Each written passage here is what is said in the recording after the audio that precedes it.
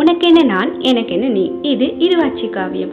இறை தேடுவதில் ஆரம்பித்து இளைப்பாறுவது வரை எங்கு சென்றாலும் ஆண் பறவைகள் பெண் பறவைகள் இணைந்துதான் செல்கின்றன.